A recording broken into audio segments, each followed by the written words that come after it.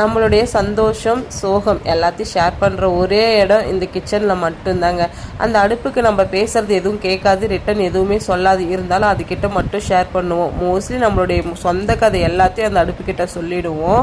நம்ம அதுக்கிட்ட ஒரு நாள் கோச்சிக்கிட்டே வெளியே போய் சாப்பிட்டாலும் அடுத்த செகண்டே அந்த கிச்சனை தேடி தான் வருவோமே. அதே போல் யார் வீட்டுக்கு போனாலும் நம்மளுடைய பார்வை முதல்ல அந்த அடுப்பங்கரையாண்ட மட்டும்தான் இருக்குமே. ஆக மொத்தம் இந்த அடுப்பங்கரையா இல்லாமல் நாம் இல்லை, நாம் இல்லாமல் இந்த அடுப்பங்கரையும் இல்லை. மோஸ்ட்லி இப்போ ஹவுஸ் ஒய்ஃபுங்களுடைய பெஸ்ட் ஃப்ரெண்டு இந்த கிச்சன் ரூம் மட்டும்தாங்க. நம்ம சந்தோஷமாக பாட்டு பாடுறது இது இங்கே தான், சோகமாக அழுவுறது இங்கே தான் இருக்குமே. இதுலேருந்து என்ன தெரியுது, நம்மளுடைய one of the best friend இங்கே மட்டும்தாங்க இருக்கிறாங்களே. நைட்டுக்கு டிஃபன் வந்து பார்த்திங்கன்னா இட்லியும் சாம்பாரும் தான் செஞ்சுருந்தேனே.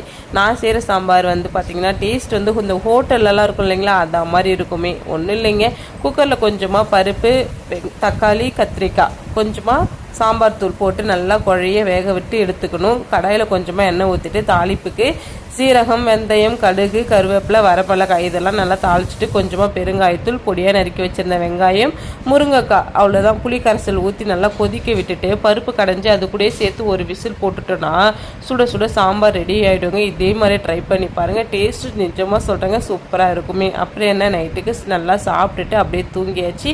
இந்த வீடியோ பிடிச்சிருந்தா மறக்காமல் ஒரு லைக் தட்டிட்டு போயிடுங்க. டாடா.